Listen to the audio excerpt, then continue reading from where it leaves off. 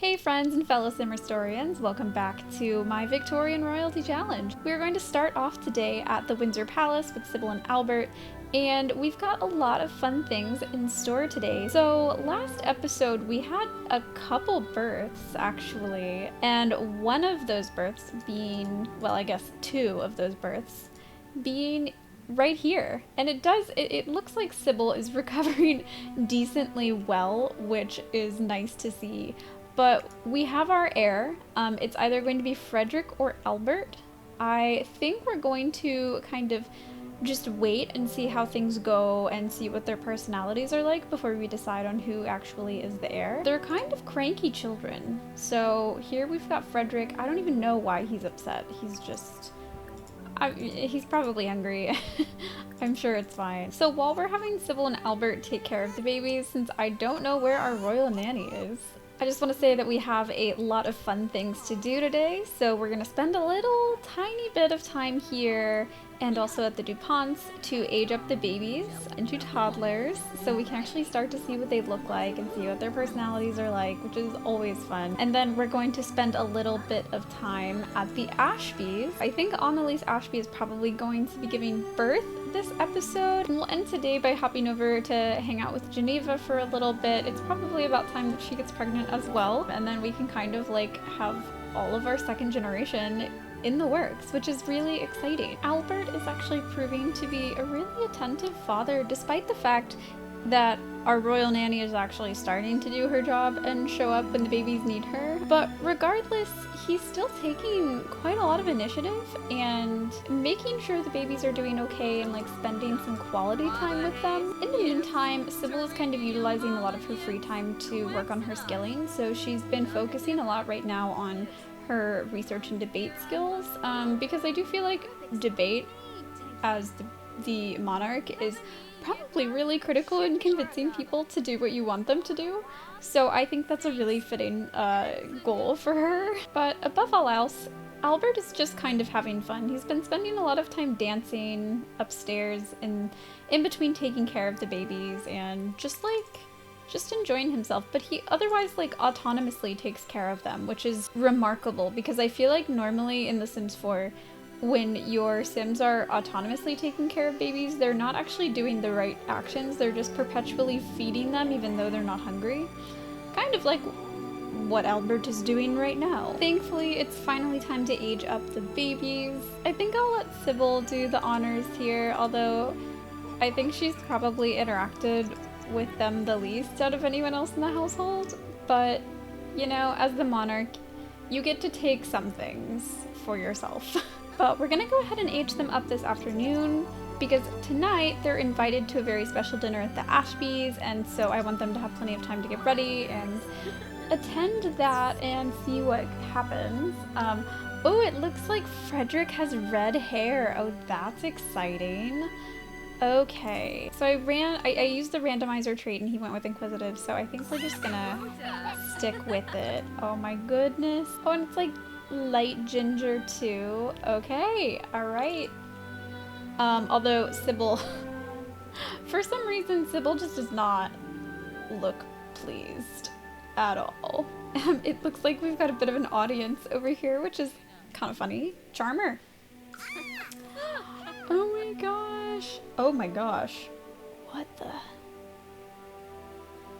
So let's go ahead and fix all of that. So since the kiddos were born in winter, we're going with some kind of like winter coat outfits for their everyday. And gosh, I think Edward is so cute in his little coat outfit. I mean, I just can't look at those eyes.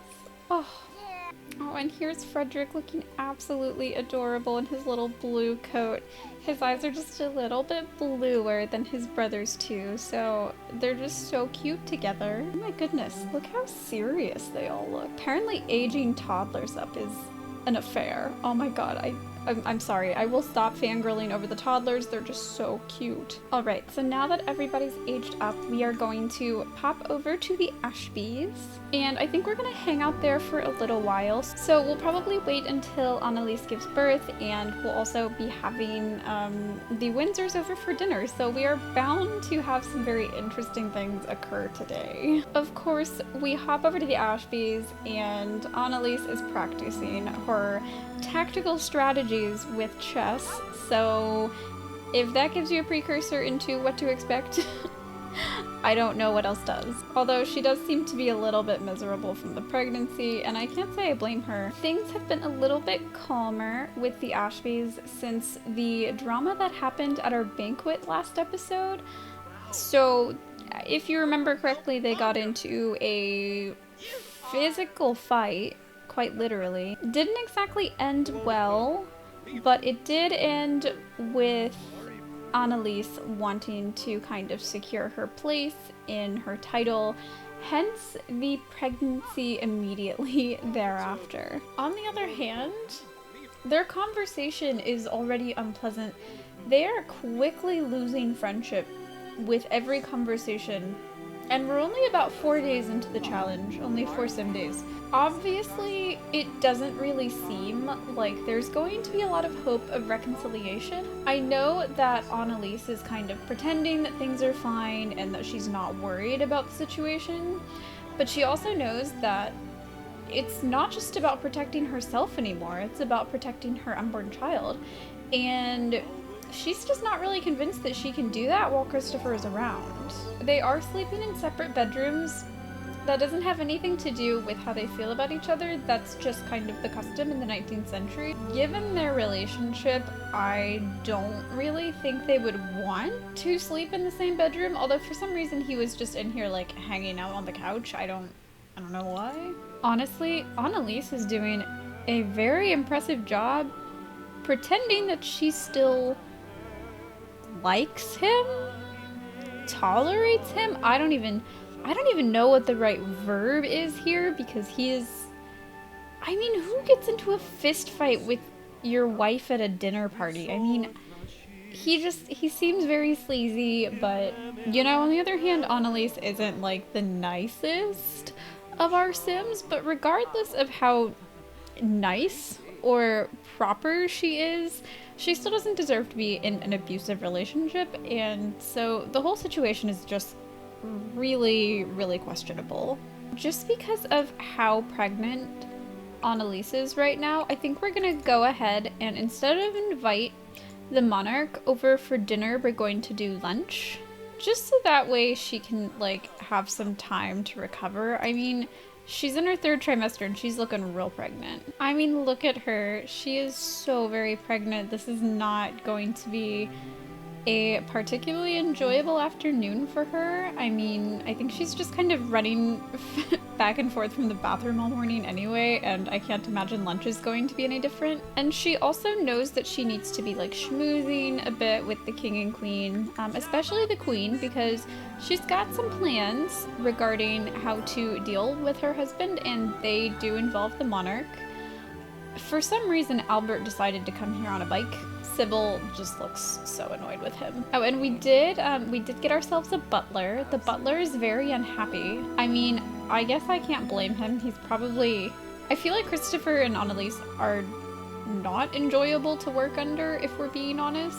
Like, I just don't really think they would treat their servants very well. I guess maybe we'll just have Christopher come to him. I don't know why Albert's just chilling outside, but I guess that's the way that he is. But in the meantime, Annelise is trying to converse with Sybil a lot. So much of her plan rides on whether or not Sybil trusts her.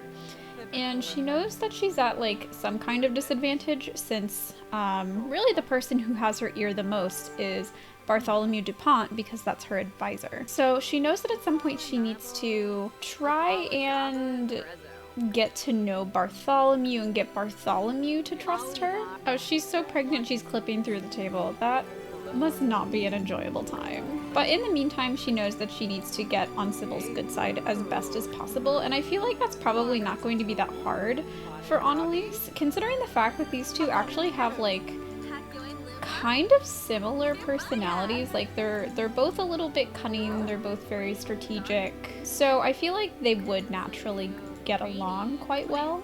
So Christopher's getting a little bit frustrated because Albert's kind of been delaying things a lot when it comes to talking about the royal position they had talked about at the banquet. So Christopher really wants to be in charge of the Royal Navy. Albert thought it was a great idea because he has all of these credentials, but he's like not really sure what to do because he's never really taken on any responsibilities in the castle.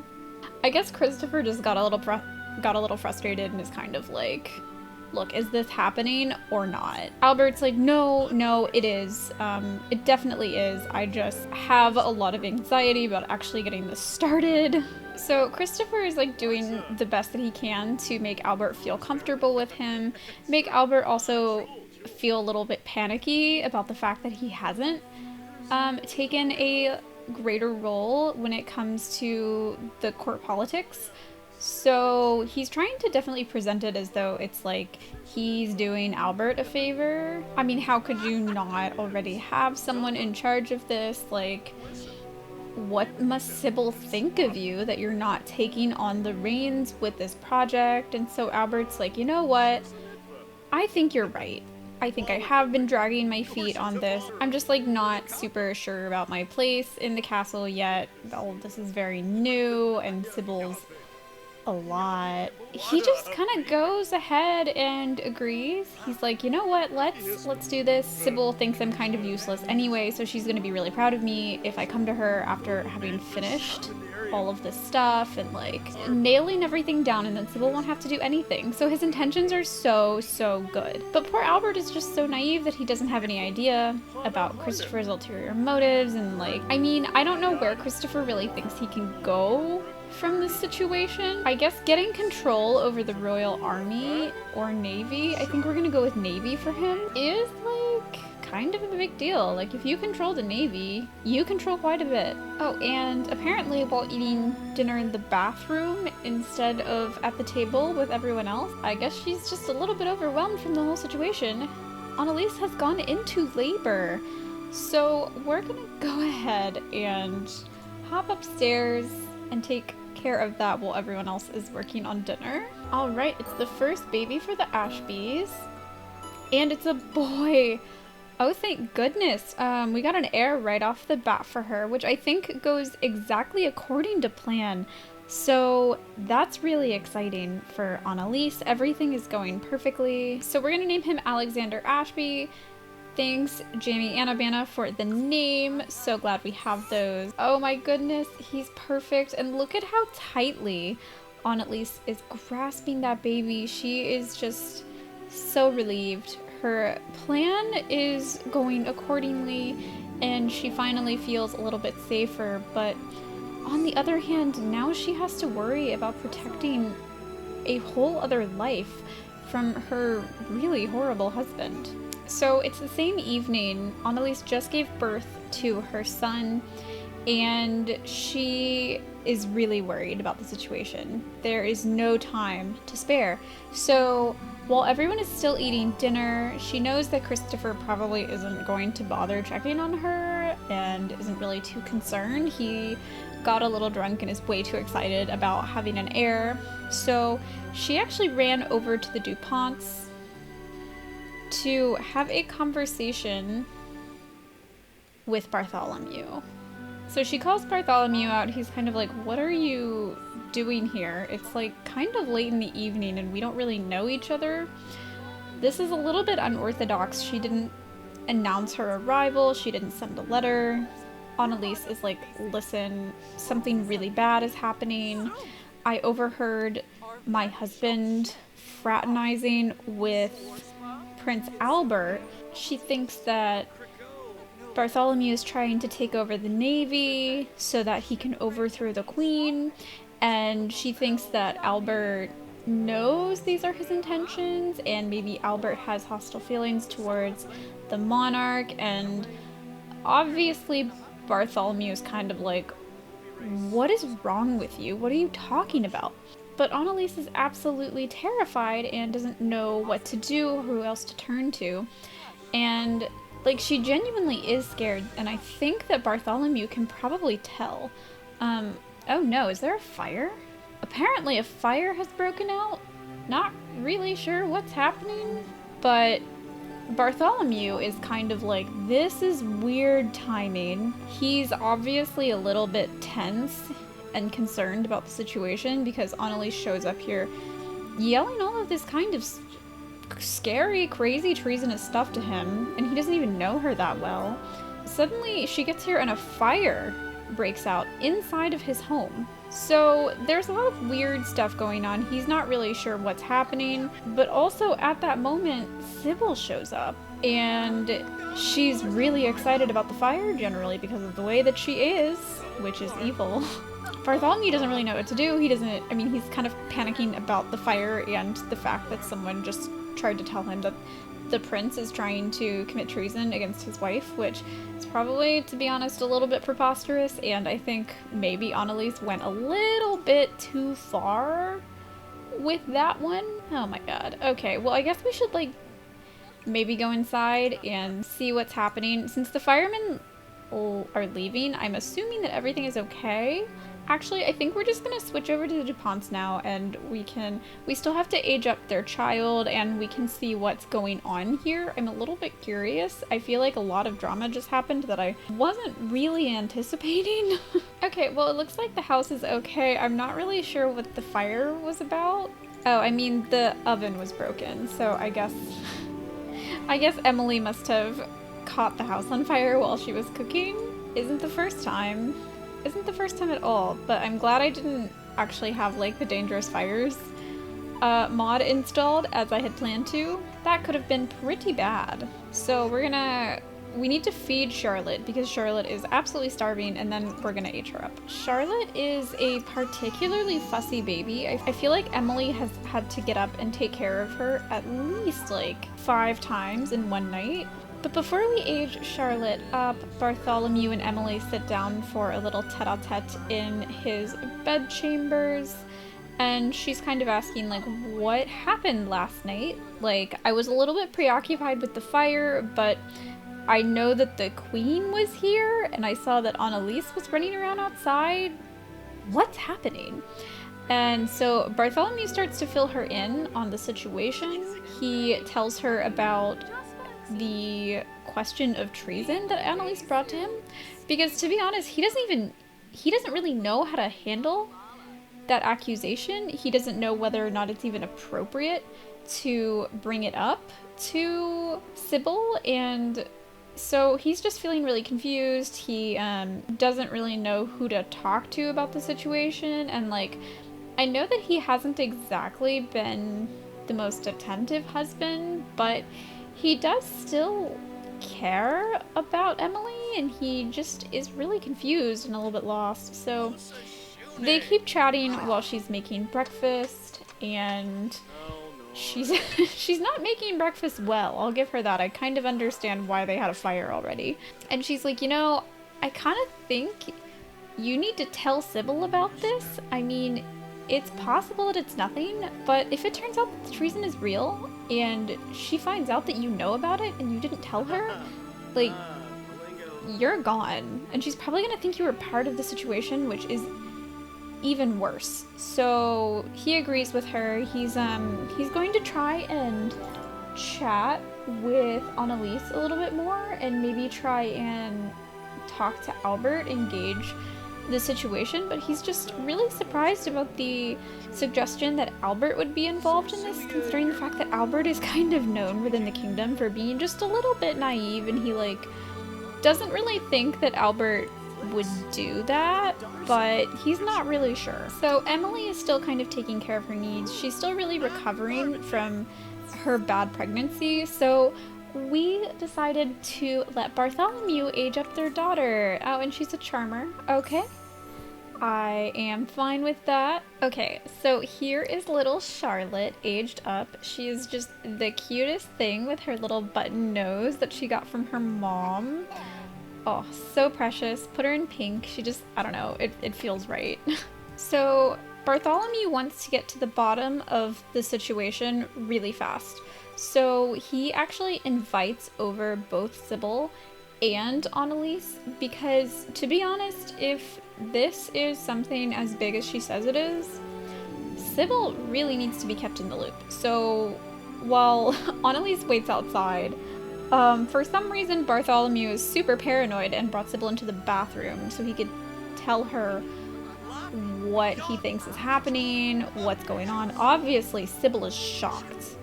Or at least she's pretending to be shocked. I don't know, that seemed like a kind of a sarcastic shocked face from her, honestly. I mean, I don't know. What do you guys think? To be honest, Sybil isn't really surprised that Christopher is trying to do this, and she could really believe Christopher's doing this as like a ladder move.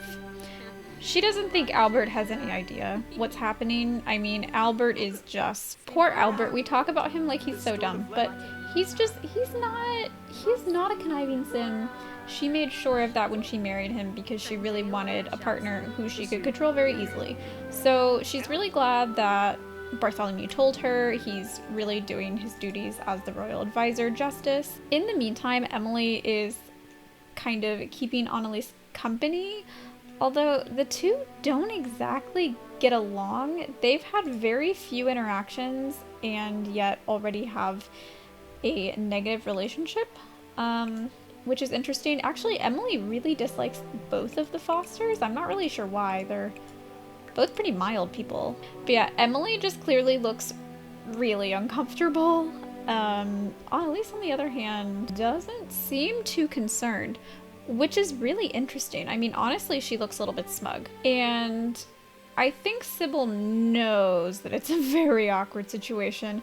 I mean, she's just trying to figure out what to do and like how to play her cards right. She could really use this information to her benefit, that they don't know that she knows what's happening. So to take a little step away from the drama, we hopped over to the Fosters, who I love. They just like, they're such calm, nice individuals, except when Hanul got into a fight at the banquet. But like, who didn't get into a fight at the banquet at this point, to be honest? But I kind of just wanted to let Hanul and Geneva have a little date night. So I'm having Hanul make some wine for them. I mean, we've gotta get started on their heir, so I'm pretty excited about that situation. So Hanul and Geneva are just kind of hanging out in their downstairs, having some nice wine, having a little chat. But overall things are going well. I mean, they're quite happy together. I mean, oh, look at them. I feel like they're the only couple that actually like autonomously kisses and does like actual romantic interactions. So I don't know, I feel like maybe they actually married for love and not for politics, and I love that. They're such good sims. They make me happy. So I think we'll just let them have kind of that nice plot line, especially, I don't know, it's kind of nice to have like a little bit of a reprieve to come to while everyone else is fighting over the throne, I guess.